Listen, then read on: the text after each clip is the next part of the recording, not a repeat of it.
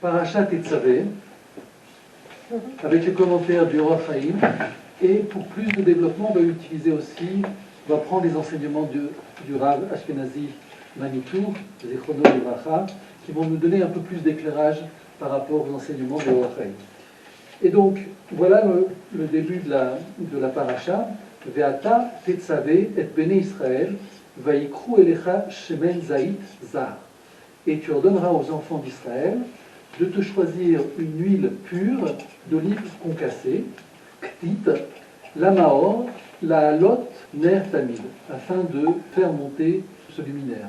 Beoel moed michutz la parochet, c'est dans la tente d'assignation, en dehors du voile qui abrite le témoignage, qu'Aaron et ses fils les disposeront pour brûler du soir jusqu'au matin en présence de Hachem, règle invariable pour les générations à observer pour les enfants d'Israël. L'idée, c'est que nous sommes, premièrement, on est descendus dans l'esclavage en Égypte.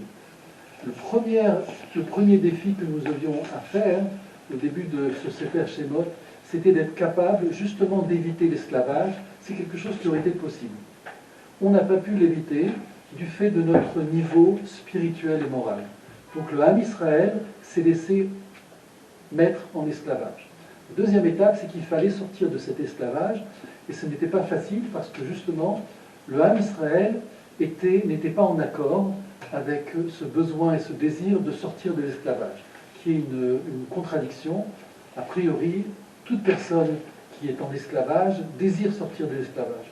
Ça a été donc le défi pour Moshe, à la fois de sortir les Bnei Israël, et à la fois évidemment de forcer Pharaon à libérer le peuple d'Israël. Mais on voit qu'ici, il y avait un double défi, et surtout, il fallait convaincre les Bnei Israël, il fallait nous convaincre de sortir d'Égypte. Après, au moment où on sort d'Égypte, l'étape suivante, c'est d'arriver à la hauteur de ce que doit être le Ham Israël. La hauteur de ce que doit être le Ham Israël, c'est d'être en mesure de recevoir la Torah. Pour recevoir la Torah, il nous a fallu 40 jours. C'est le temps qui est nécessaire pour que l'on voit entre la sortie à Pessah et Tou Bishvat. Ce temps, nous, aujourd'hui, on le vit sous une forme d'élévation spirituelle, chaque jour, avec le Homer. Et donc, c'est le temps qu'il a fallu au Bnei Israël de sortir de ce niveau de moralité ou d'immoralité, en tout cas, pour arriver à être au niveau de recevoir la Torah. Quand Israël a reçu la Torah, donc Yitro s'est joint à Moshe, ici on voit l'importance de la vision universelle d'Akadosh Baruch Hu. La Torah s'adresse, et le projet du monde s'adresse à l'humanité tout entière. Et ce projet-là se présente sous une forme de couple. Le couple, c'est Israël et les nations. La Torah est donnée dans la paracha de Yitro. Il reste ensuite à réaliser. La Torah, c'est l'enseignement, spirituel, on va dire comme ça, théorique. Ensuite, il faut le réaliser. C'est la paracha Mishpatim, où on va voir tous les enseignements, concrètement comment on fait. Concrètement, et c'est l'enseignement qui est donné par Rabbi Akiva, c'est concrètement, au bout du compte, comment aimer autrui. C'est la clé, en fait, au bout du compte. Comment aimer autrui quand ça commence par soi-même. Et ici, c'est tout un enseignement qui est compris dans les Mishnayot, qui est compris dans le Talmud, et évidemment dans les enseignements secrets de la Kabbalah. C'est tout ça la Torah. Quand le Ham Israël reçoit donc cette théorie et aussi cette pratique, ensuite, après, il faut l'asseoir. La manière dont les choses vont prendre leur place, c'est le Beth Amikdash. Le Beth Amikdash, et donc vont avoir tous les enseignements, toutes les parachutes et celles que l'on a aujourd'hui, c'est comment établir ce Beth Amikdash. Sachant que étant donné que l'histoire se passe en Égypte, entre la sortie d'Égypte dans le Sinaï, ici on ne peut pas construire un temple de pierre, il ne pourra pas tenir, donc forcément c'est une construction, entre guillemets, temporaire, c'est pour ça que on parle du Mishkan. Ici, la paracha commence par justement l'établissement plus de l'intérieur du Mishkan, évidemment en référence avec le Beth Amikdash, dans sa vision éternelle, fixe, établie à Yerushalayim, à Jérusalem. La paracha va commencer par Ve'ata tetzave et bnei Israël ve'ikru elecha shemen zait lamao.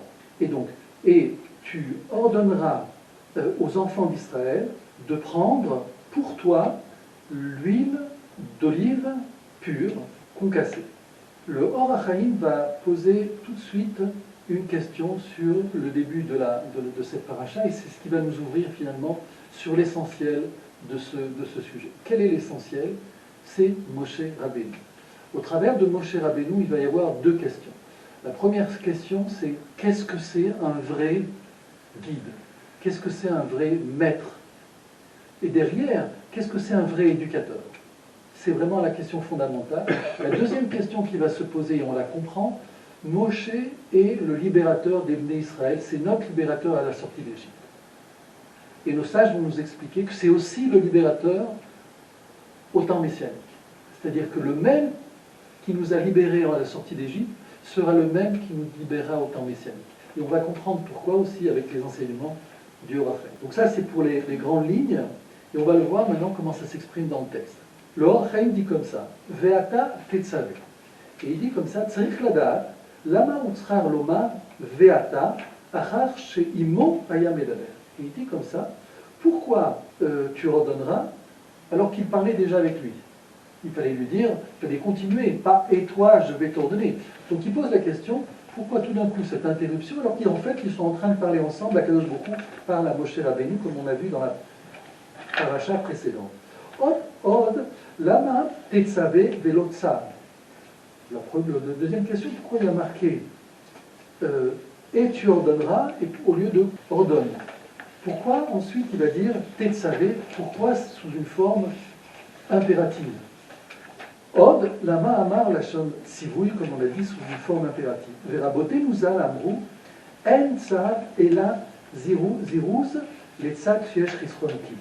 Il dit, nos sages ont dit, il n'y a pas d'ordre, mais une demande d'empressement dans la mesure où il y a une perte d'argent. Il ne va pas rentrer dans les pertes d'argent.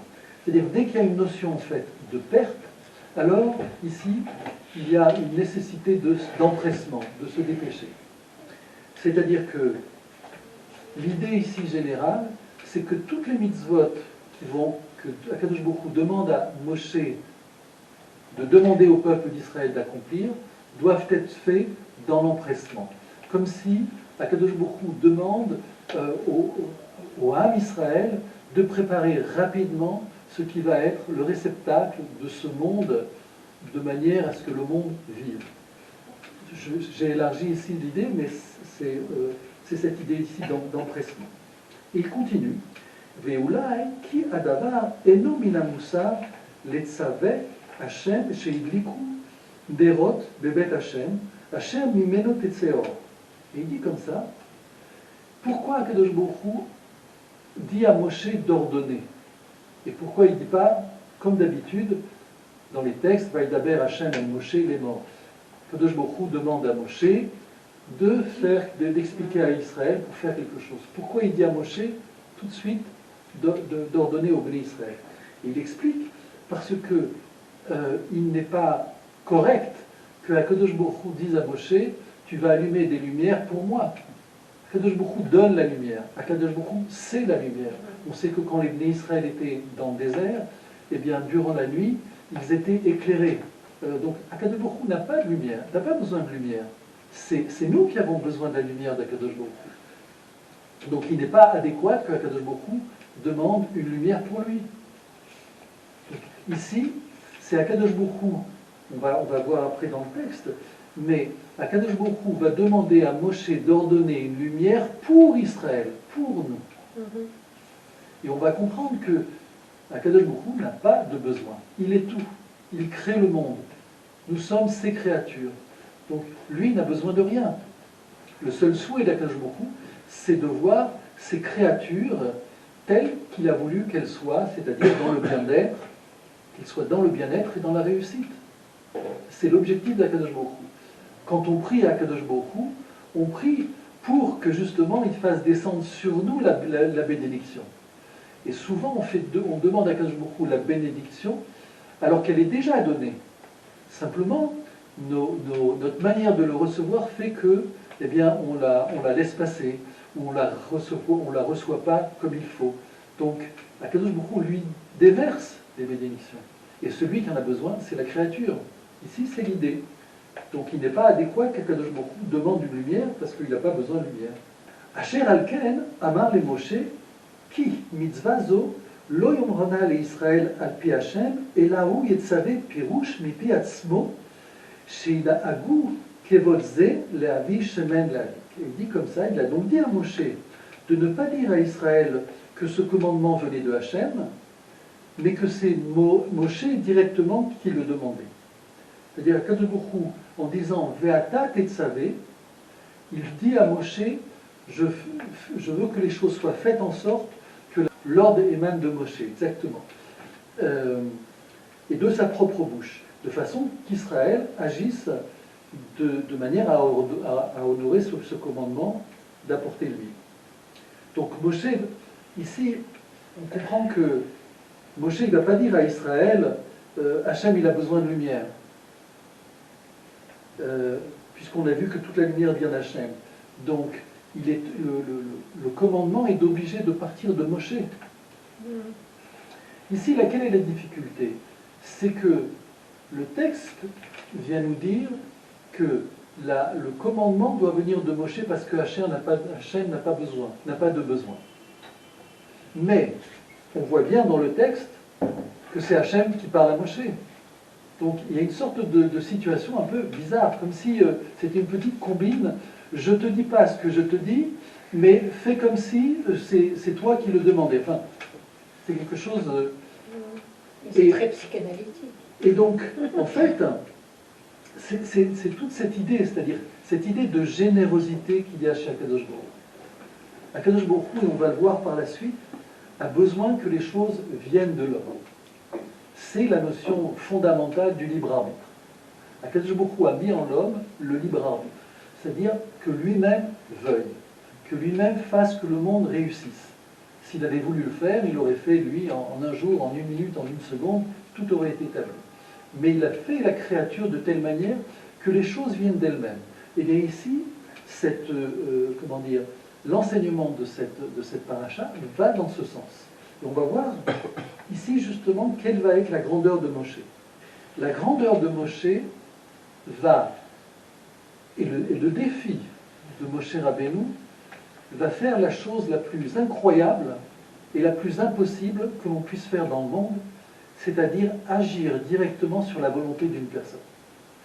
Chaque situation de communication, chaque situation de face à face avec une autre personne, elle se réduit à comment je vais faire pour faire passer mon message pour que l'autre fasse ce que soit on lui demande, soit ce qui est bon pour lui. Quand un père s'adresse à un enfant, il est pas là pour le commander. C'est un bon pédagogue, il est là pour permettre à l'enfant de se développer comme il doit être. Donc toute la difficulté pour un parent, par exemple, ça va être de pouvoir parler avec l'enfant, mais que la volonté vienne de lui. Et aujourd'hui, on est plus dans une situation où on est obligé de forcer la volonté de l'enfant pour faire ce qu'on lui demande.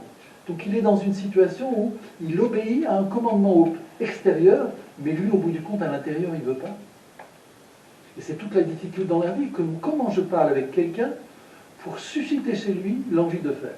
On va voir souvent, peut-être on va revenir sur cet exemple, mais comment parler à quelqu'un afin de lui dire d'arrêter d'être esclave de quelque chose. Arrête de fumer. Alors il va nous dire, mais je sais qu'il faut arrêter de fumer, je sais que c'est pas bien. Mais là-dedans, ça ne veut pas. Faut surtout pas le lui dire. Soit ne pas lui dire, mais de toute façon... S'il y a une chance au monde pour qu'il cesse de fumer, c'est parce qu'on ne le lui aura pas dit. Au bout du compte, la stratégie, ça revient à dire que l'objectif, c'est que la volonté chez la personne se réveille et que de lui-même il veut. On va voir que c'est exactement la difficulté que va avoir Moshe. C'est-à-dire que Moshe doit agir dans cette ligne scrupuleuse qui est le respect du libre arbitre. Et cette ligne scrupuleuse du libre arbitre fait par un maître qui sait où doit être le choix, le bon choix pour la personne, le bon choix pour le peuple. Donc lui est éclairé et il doit transmettre cet éclairage chez l'autre de manière qu'elle provienne de lui. Je ne sais pas si c'est clair, mais on va le voir par la suite. Et c'est pour ça qu'on va trouver souvent ce terme qui va être va, veata tetzave, veikrouli, etc. C'est-à-dire que le résultat, quand dans le texte on va dire veikrouli, et ils prendront. Ça veut dire que quand Moshe va parler, je ne leur demande pas. D'eux-mêmes, ils vont vouloir. C'est toute la grandeur de Moshe, toute la grandeur d'un super pédagogue. Donc on continue avec le texte. Amar veata, pirouche milvad ma shetziviticha osif ata letzivotam alze. Vedigdek lomar tetzave velo tedaber. Il dit comme ça, le mot veata, la conjonction de coordination, signifie que qu'en plus d'un commandement, il a l'ordre plutôt d'ordonner, pas de parler. Habituellement, quand Akadosh Baruch Hu s'adresse à Moshe, il parle à Moshe de telle manière qu'ensuite Moshe puisse utiliser le langage afin qu'Israël comprenne. C'est pour ça que c'est souvent Vaïdaber Hachem El Moshe. Il lui transmet le message de manière massive, tel que Moshe est capable justement de comprendre. Les morts, le terme les morts de manière douce, en tout cas de manière qu'elle soit comprise. Et ici ce n'est pas justement cette idée d'explication, c'est ordonne. On va voir qu'il y a un premier stade. Le premier stade, c'est le commandement qui est de l'extérieur. C'est-à-dire, Akadosh Baruch Hu demande à Moshe qui demande au Ham Israël, c'est une demande extérieure. Il y a une deuxième dimension, un deuxième niveau, qui est commandé de telle manière que la demande soit de l'intérieur. Et c'est ce qui se passe dans cette paracha. C'est-à-dire qu'il y a, comme s'il y avait une formation, une démarche pédagogique, de telle manière qu'on puisse faire entendre à la personne qu'elle veuille. Velachen, il dit comme ça, Lochem ou shen ze, ela mishum derer kavod le'elyon, aval a mitzvah are eno reuim ki Hashem amar elav shitzave. Il dit comme ça, dans cette situation justement, c'est pas le cas. Akadosh Baruch Hu ne désire pas forcer la volonté des Bnei Israël. Il y a le mot veata tetzave et Bnei Israël, et tu ordonneras aux Bnei Israël, mais le terme après veikru. C'est-à-dire, le résultat de ce commandement, c'est qu'ils prennent d'eux-mêmes. C'est comme si, on reprend l'exemple de la cigarette, j'ordonne à quelqu'un d'arrêter de fumer, et le résultat, c'est qu'il arrête de fumer lui-même. Oh, mais ça, c'est un miracle. Mais c'est ce que dit le texte. Oui. Le texte dit Ve'ata tetzavet bnei Israël, le résultat, veikru elecha, de leur propre volonté. C'est là où on voit justement ici l'enchaînement des choses. Il y a une demande de l'extérieur, qui ne peut être que de l'extérieur, mais le résultat ici de cette demande de l'extérieur est qu'elle est prise de l'intérieur. C'est pour moi que je le fais. C'est pas pour obéir au commandement de Moshe. Moshe a parlé de telle manière que mon âme a entendu et mon âme veut. Mon âme désire. Ici, c'est toute la grandeur de Moshe Rabbeinu. Que le commandement vienne de l'intérieur. Et puis, et c'est là où on va voir ici la particularité de cette paracha, c'est la place importante ici que prend Moshe.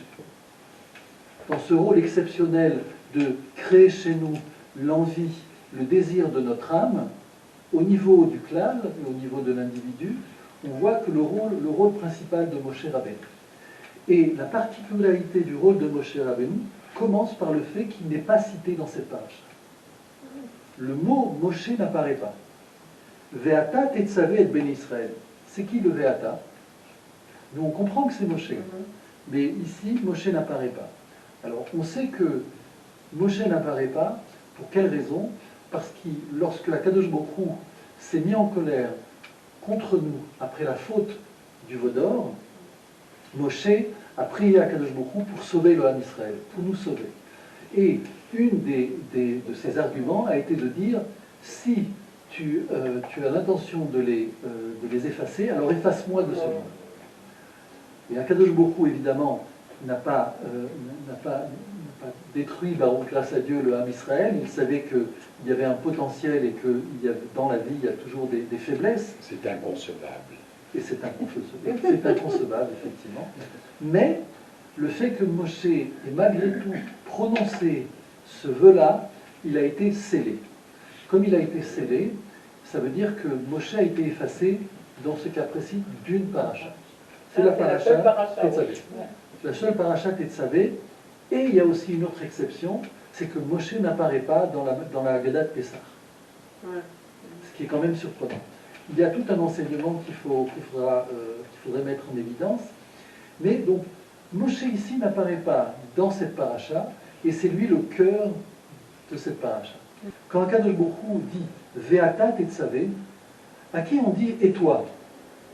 Quand on voit quelqu'un pour la première fois ou quand on le rencontre de manière dans un cadre conventionnel, on appelle la personne par son prénom ou par son nom de famille.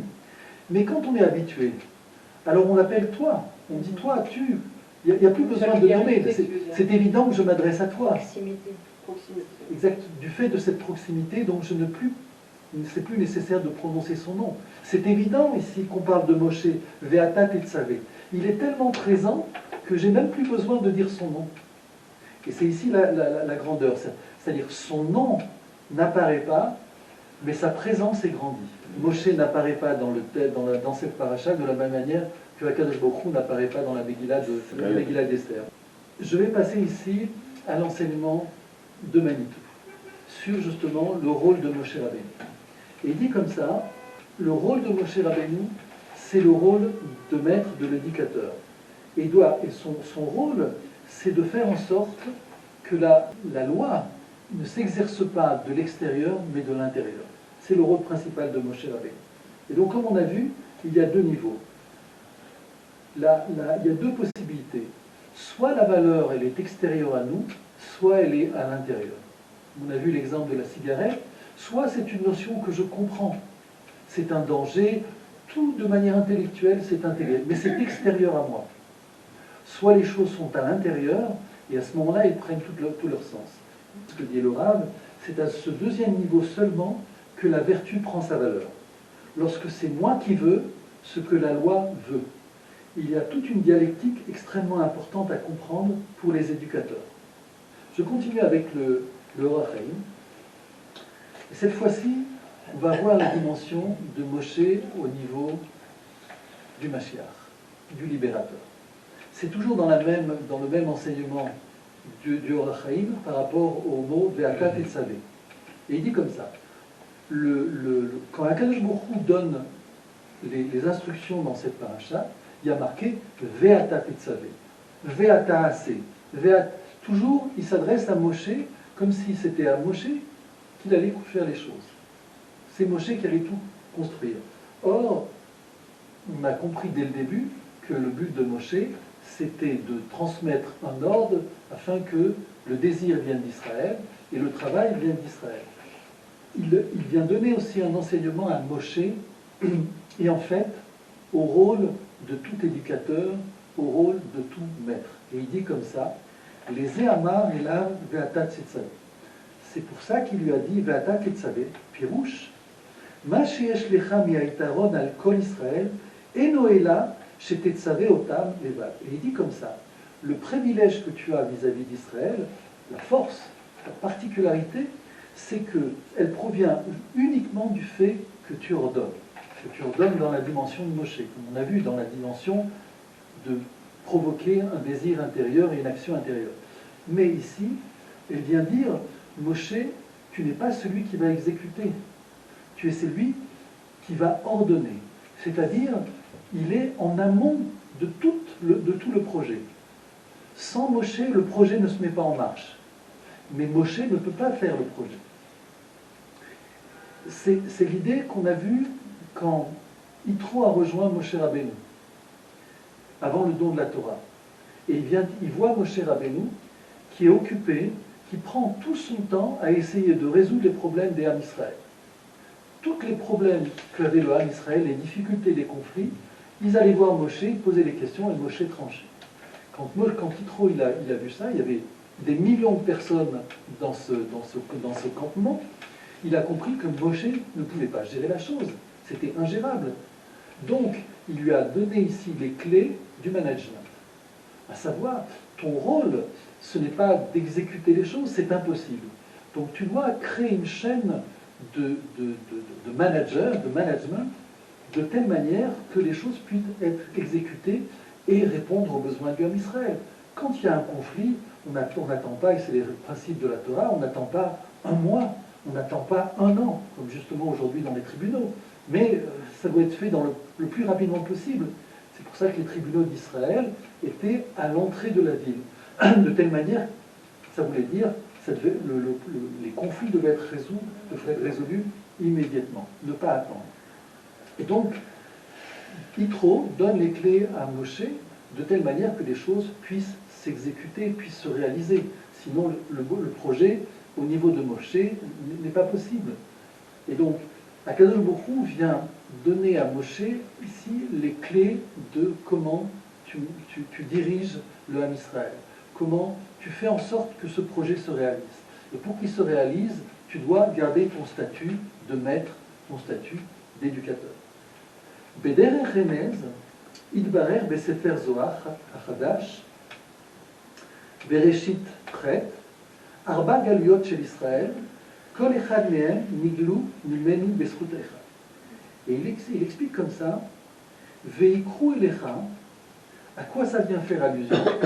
Qu'est-ce qu'ils vont prendre pour toi? Ça vient faire allusion aux 4 exils que le peuple d'Israël va traverser.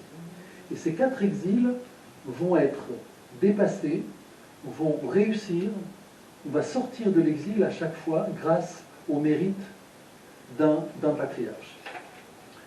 C'est l'allusion ici qui est donnée par rapport au Zohar. Et il dit comme ça, et il donne le Orach Chaim continue, et il donne les détails. Et il dit comme ça, Galut Rishon Niglu Bisrut Avraham Avinu. La première sortie de l'exil a pu être réalisée grâce au mérite d'Abraham. Bet Nigleu Bisrut Yitzhak. Le second exil, on a pu être sauvé grâce au mérite de Yitzhak. Le troisième, grâce au mérite de Yaakov. Et le quatrième, Talouy Besrut Moshe. C'est-à-dire que ici, on voit que chaque exil correspond à un environnement particulier. Et cet environnement particulier correspond aussi quelque part à une valeur qui est défendue par un patriarche. Le patriarche était le champion de la valeur de cet empire à l'époque dans lequel on a été mis en exil.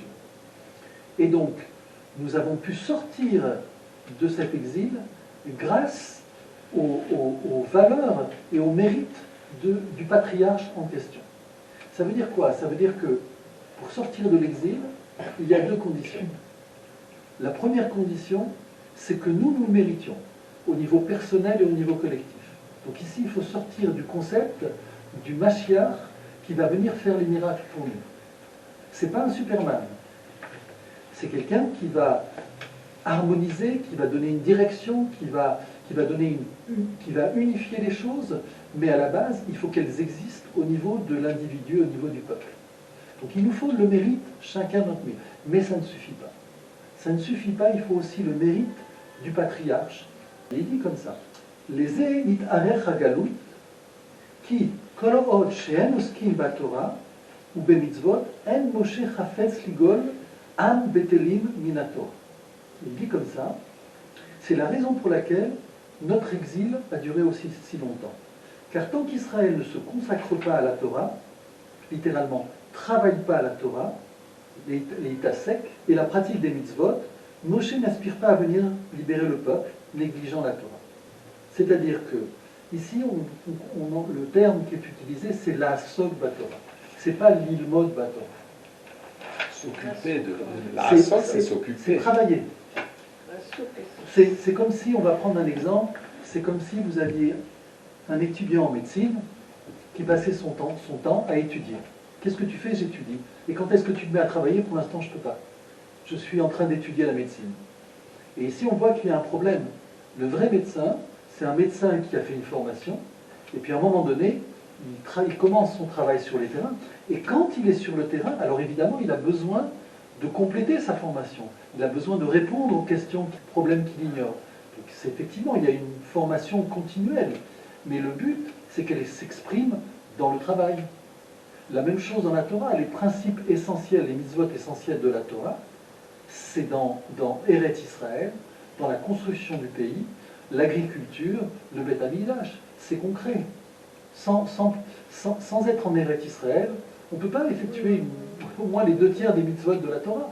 Sans le Beth Amikdash aussi. Donc forcément, l'expression de la Torah est dans le travail.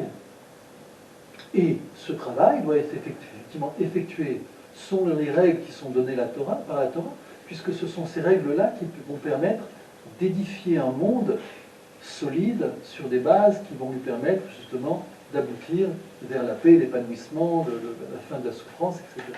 Et il dit comme ça, Goël Arishon ou à Goël Acharon. Celui qui est le libérateur au début, c'est celui qui est le libérateur à la fin. Mashéaya ou Mashéié. Ça, je veux mettre en évidence Mishégal Otanu ou, ce sont les initiales de Moshe Rabbeinu. Et il continue comme ça. Zéu, Sheramaz Akatuv, Kan Beomro, Veata Tetzave et Ben Israël. C'est ici l'enseignement secret, caché, quand le texte dit Veata Tetzave Israël. Quand le texte dit Veata Tetzave Israël, l'idée du texte qui va être, la traduction que va être donnée par les Mekoubalim, c'est pas Tetzavé, c'est pas ordonne, mais gouverner. Tu gouverneras Israël. Tu seras un Meler sur Israël. Donc il dit, c'est pas l'idée d'ordonner, l'idée d'être une malchoute. Car Hachem a ordonné à ses anges de te protéger là où tu iras. L'idée de protéger, c'est en fait l'idée de gouverner là où tu iras. Et donc, le texte dit, En tzav et la malchoute. Il n'y a pas de l'etzavé, mais d'être un Meler pour Israël. Ki hu imloch alenu le'atid vetnai hu shadavar yasku Israël batora. Et il dit que, afin que Moshe Rabbeinu puisse vraiment apparaître et prendre le relais sur la situation dans laquelle on est, il faut qu'Israël fasse un travail. Ça, c'est un enseignement vraiment de base, et ce travail, c'est ce qui va permettre à Moshe de nous sauver de cette situation. Mais on voit que, donc, au travers de ce qu'on vit aujourd'hui, au travers des événements qui nous semblent surdimensionnés, c'est justement la dimension de Moshe qui apparaît. C'est-à-dire qu'on nous parle de 4 exils. Et à chaque fois, la dimension d'Israël apparaît de plus en plus. On passe du niveau individuel au niveau d'Abraham. Ensuite, on passe au niveau familial, au niveau de Yitzhak. Abraham, c'est l'individu. Ce qui va sortir d'Abraham, c'est un fils. C'est déjà le couple Abraham et Sarah. Yitzhak, c'est le premier élément du noyau familial. On a l'individu Abraham, le premier noyau familial avec Yitzhak. Ensuite, on a avec Yaakov la dimension de la famille, avec déjà les fondements du peuple. Yaakov va poser les fondements d'Israël. Yaakov, c'est la collectivité d'Israël. Avec Moshe Rabbeinu, c'est la dimension universelle qui apparaît. Yitro, qui rentre dans l'histoire, qui participe au don de la Torah, et on voit qu'à ce moment-là, au niveau de la sortie d'Égypte, il y avait déjà la dimension universelle qui était prête. Alors le niveau universel, il va apparaître de manière épisodique. C'est-à-dire qu'au moment où Israël peut rentrer dans une dimension universelle, eh bien, il y a échec. Donc on va voir que premièrement, Moshe Rabbeinu ne va pas rentrer avec le Ham Israël, et que le principe d'éternité qu'il y a dans Moshe ne va pas rentrer en Israël. C'est ce qui va nous permettre à nous de faire justement toutes ces réparations, tout ce travail pour arriver au niveau de Moshe Rabbeinu quand lui nous a amenés à la sortie d'Égypte. On va voir aussi que Yitro participe au moment du don de la Torah, mais ensuite il quitte. Donc la dimension universelle n'est pas réalisée, elle est potentiellement, elle arrive, on la voit se présenter devant nous, mais il n'y a pas un enclenchement sur le plan universel. Or aujourd'hui, on voit que on met littéralement les pieds dans cette dimension universelle, en particulier avec les événements de la Corona. En dehors de l'aspect technologique, tout ce qu'on veut, qui fait qu'aujourd'hui tout se passe à une dimension universelle, et que quelque part l'individu est écrasé, ce qu'on disait tout à l'heure, et qu'il manque justement cette dimension, qu'on risque d'arriver dans un monde tel que la Torah nous l'a écrit au début, c'est le monde de Nimrod, où tous les individus sont alignés au même niveau, à un plan d'égalité, qui fait que toutes les spécificités de l'individu, les spécificités de ce monde, sont écrasées. Et c'est le risque dans lequel on est aujourd'hui. Il y a derrière tout le projet d'Akadosh Baruch Hu sur le plan universel.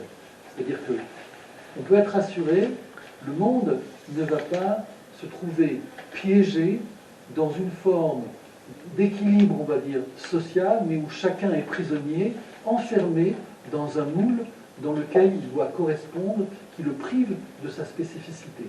Quand on dit l'homme, c'est aussi le monde, la nature, les décors, la construction, tout sur le plan humain va être amené à à éclore, chacun selon sa couleur, chacun selon sa musique, chacun selon son parfum, mais dans une dimension où l'humanité va être en harmonie sur un plan universel. Et c'est ici la grandeur de Moshe. C'est pour ça que le texte nous dit que Moshe Rabbeinu, c'est justement le futur Messie. Mais le texte va continuer à dire, mais c'est pas possible, parce que nous savons que le Mashiach s'appelle le Mashiach ben David. Le Mashiach est le fils de David. Donc comment on peut dire que c'est Moshe qui va être le Messie, alors que nous ne savons par nos enseignements que le Messie, c'est un fils de David. Le Or Chaim va nous expliquer ici pourquoi Moshe Rabbeinu est considéré comme le Mashiach. Et il dit comme ça. Alors je vous rappelle, je vous amène ici un enseignement du Or Chaim dans le Sefer Bereshit sur la paracha Vayechi. Et il dit comme ça. Anulo mechalkim chelek beyeme Moshe vechelek beyeme HaMashiach. On ne fait pas de séparation entre le temps de Moshe à la sortie d'Égypte et le temps du Mashiach à notre époque. Qu'est-ce qu'il faut comprendre?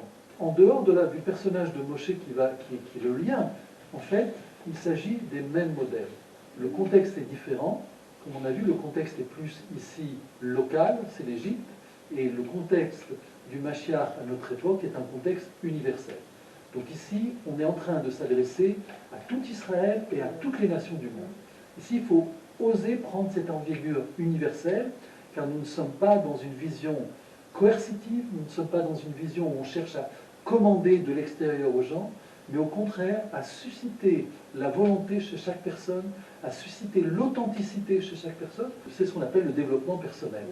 Et il dit comme ça, Ki alo yadat divrei hazohar hakadosh, Moshe ou Agoel, asher gaal et avotenu, ou igal otanu, ve'ashiv banim migvulam, dirtiv bekohelet, ma she'aya ou ma she'ye, rachetevot Moshe. Le Or Chaim donne l'enseignement que je vous ai dit, et qui vient de Kohelet, ma she'aya, zema she'ye, c'est-à-dire que donc ce Moshe sera le libérateur d'Israël, dans cette dimension universelle. Et ensuite, tout de suite, il amène la première remarque. Allô, Melech HaMashiach, Mishevet Yehuda. Le roi, le Messie, vient de la tribu de Yehuda. Misera Shel David, de la descendance de la semence de David, au roi David. Ve'imken, Aer Anu Omrim Shel Moshe ou, et comment on peut dire que c'est Moshe, alors que Moshe c'est de la tribu de Lévi. Yesh lecha ladat, ki prinat neshmat Moshe, kolelet yudbet shvatim. Il faut que tu saches que l'âme de Moshe contient toutes les 12 tribus. Moi, je me rappelle l'enseignement de Manitou, Zichron de Livra, il disait que, plus que ça, Moshe contient les 600 000 âmes d'Israël. Et une des explications, il disait que c'est la raison pour laquelle Moshe ne pouvait pas se marier avec une femme provenant des 12 tribus. Il a dû épouser une Neshama extérieure, Koleleth comme lui, qui est Tzipora. Moshe Rabbeinu englobe toutes les Neshamot d'Israël et à plus forte raison les 12 tribus. Ve'anav shifto shel David beMoshe. Et donc la branche de David Amelech, elle est inclue dans Moshe. Medaber she'aya melech ve'kohen ve'levi ve'navi ve'chacham ve'gibor. Et on nous explique que Moshe était roi, puisqu'on a vu tout à l'heure, le fait d'ordonner, c'était une forme de malchoute, c'était une forme de royauté, de gouvernement. C'était aussi un Kohen, donc il avait aussi le pouvoir de sainteté. Il était aussi un Lévi, c'était aussi un prophète, et c'était aussi un Chacham et un Gibor dans le sens où il avait la puissance telle qu'il était capable de diriger les armées, de diriger le peuple d'Israël. On voit que vraiment les qualités de Moshe comprennent toutes les qualités qu'on peut attendre du Ham Israël. Vekolel et kol anafim shebadusha, velativ lavo ilgale baolam shoresh hamalchut shebemoshe, sheu atzmo melech hamashiach veu David veu Inon veshilo. Et il dit comme ça, le fait que Moshe contienne toutes ces valeurs, toutes ces forces-là, eh bien, dans le futur, ce sont toutes ces valeurs qui vont apparaître. Nous, ce qu'on attend, c'est l'éclosion, l'apparition de toutes ces valeurs qu'il y a dans le monde, de toute cette beauté qu'il y a dans le monde. Eh bien, forcément, elle doit apparaître de manière complète. Qui est le mieux pour représenter cette shlemut, cette complétude dans le monde? C'est Moshe Rabbeinu. Et donc, c'est effectivement, le personnage qui est attendu dans sa dimension collective. Ici, je donne juste un enseignement qui m'est personnel. Jusqu'à présent, je ne fais que citer les enseignements du Or Chaim et de Manitou, qui m'a donné les éclairages justement pour transmettre ce que je transmets. C'est que il me semble que la dimension de Moshe Rabbeinu apparaîtra non pas au niveau d'un individu, mais au niveau collectif. C'est-à-dire, je me dis que peut-être le Mashiach qu'on attend, c'est le Mashiach au niveau de la collectivité d'Israël. On a besoin ici de voir éclore une collectivité, plus un individu. C'est-à-dire l'expression du Ham Israël au niveau de sa collectivité. C'est ce qui se passe plus ou moins sur des plans plus technologiques, plus pratiques, plus concrets. Israël apparaît dans le monde aujourd'hui au travers de sa force collective au niveau de la technologie. Et donc, beaucoup de nations, j'ai beaucoup d'élèves dans le monde entier, c'est reconnu. C'est-à-dire qu'ils savent que Israël est capable de lancer des nouvelles structures, des nouvelles sociétés du fait de sa force collective. Et donc, les choses se mettent en place rapidement. On le voit aussi par rapport au vaccin.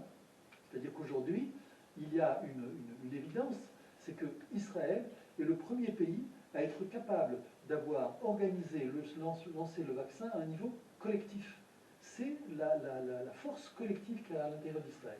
La question, est-ce que c'est bien, est-ce que c'est pas bien, c'est une autre question. Mais tout cela s'exprime parce qu'il y a une dimension collective d'Israël. Et c'est cette dimension collective d'Israël que le monde attend. Alors aujourd'hui, ça apparaît sur un plan technologique, mais telle n'est pas la vocation d'Israël. Ce n'est pas le destin, bien sûr. Mamlechet Kohanim Vegoy Kadosh.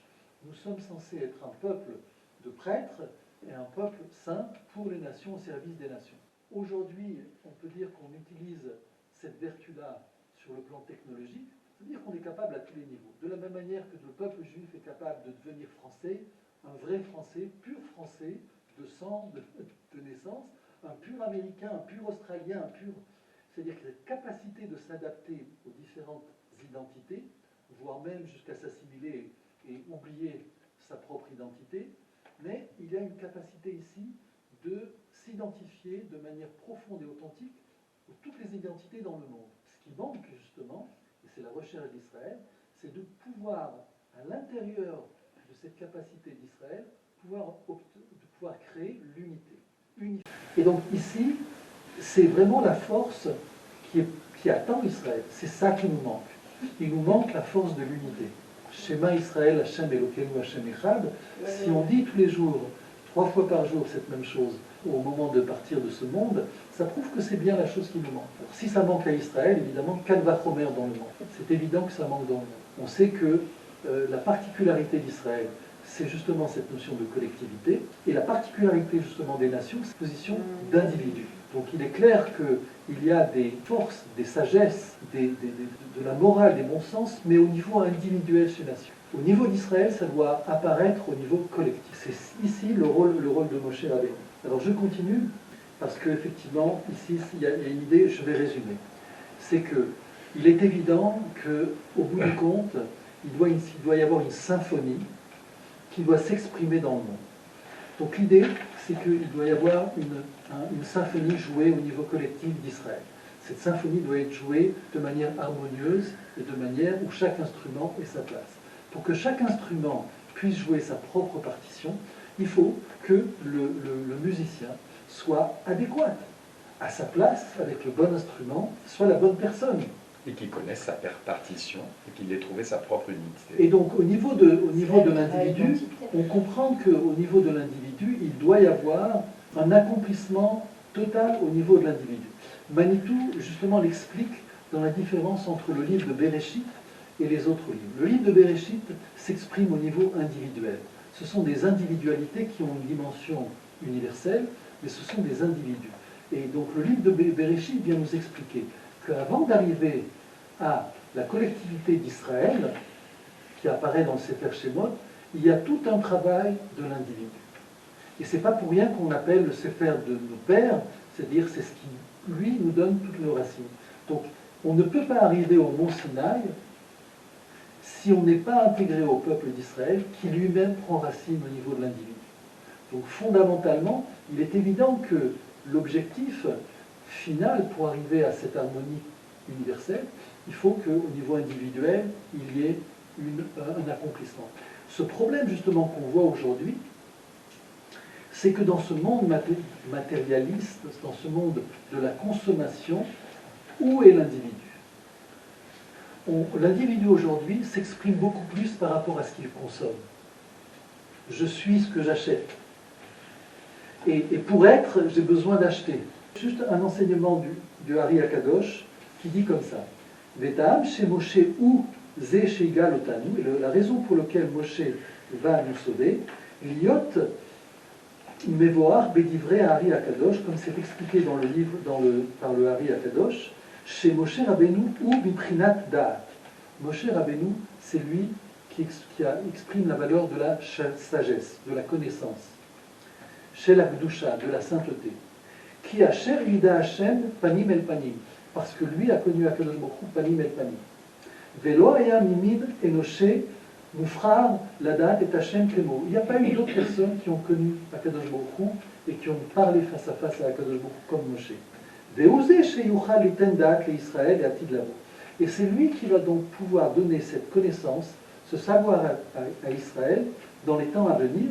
Chez Zéhou, Allo, Yekol, Sraro, Beati. Car l'objectif et le mérite de l'avenir, de ce qu'on recherche, Keneemar, comme il est écrit, ou Malé Haaretz Da'at Hashem, Kamaim Layam Mechassim. Et il dit comme ça, les temps messianiques vont être les temps où la terre, toute la terre connaîtra Akadosh Baruch Hu. Toute la terre sera remplie de connaissances. On n'aura plus besoin d'apprendre. Il n'y aura plus d'adultes, il n'y aura plus d'enfants. Tout le monde sera à l'apogée de sa personne et de la connaissance, comme les eaux couvrent la mer. Donc, effectivement, c'est le champion de cette connaissance, de ce da'at au niveau de la Gdusha, c'est Moshe Rabbeinu.